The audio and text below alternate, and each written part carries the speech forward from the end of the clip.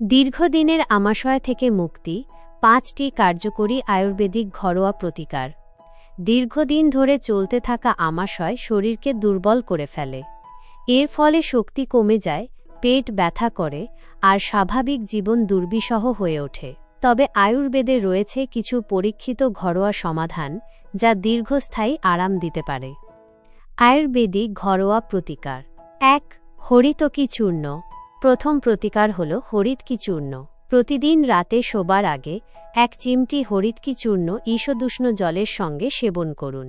এটি অন্ত্র পরিষ্কার করে ও শরীর থেকে বর্জ্য নিষ্কাশনে সাহায্য করে। 2. বেল ফলের পাল্প। দ্বিতীয় প্রতিকার হল বেল ফলের পাল্প। একটি পাকা বেল ভেঙে তার ভেতরের পাল্প জল বা মধুর সঙ্গে মিশিয়ে খেলে পেট ঠান্ডা থাকে এবং পাকস্থলীর প্রদাহ কমে। 3. শুকনো আদা চূর্ণ। তৃতীয় প্রতিকার হল শুকনো আদা চূর্ণ। আধা চা চামচ শুকনো আদা চূর্ণ হালকা গরম জলের সঙ্গে সকালে খালি পেটে খেলে পাচন শক্তি বাড়ে এবং বায়ু ও কফের ভারসাম্য বজায় থাকে। 4. ধনিয়া ও মৌরির জল। চতুর্থ প্রতিকার হল ধনিয়া ও মৌরির জল।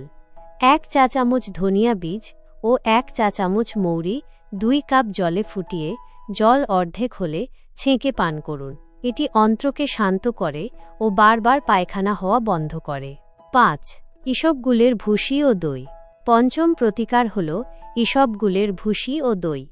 1 চা চামচ ইসবগুলের ভুসি 1 কাপ টক মুক্ত দইয়ের সঙ্গে মিশিয়ে খেলে এটি অন্ত্রের মিউকাস স্তরকে সুরক্ষা দেয় ও বর্জ্যকে বেঁধে রাখে। এই প্রাকৃতিক উপায়গুলো নিয়মিত মেনে চললে দীর্ঘদিনের আমাশয় থেকে স্বস্তি মিলবে, আর আপনি ফিরে পাবেন সুস্থ ও স্বাভাবিক জীবন। তবে সমস্যা যদি দীর্ঘস্থায়ী হয় তাহলে একজন আয়ুর্বেদিক চিকিৎসকের পরামর্শ নেওয়া জরুরি। প্রাকৃতিক উপায়ে সুস্থ জীবনের দিশা, আয়ুর্বেদ।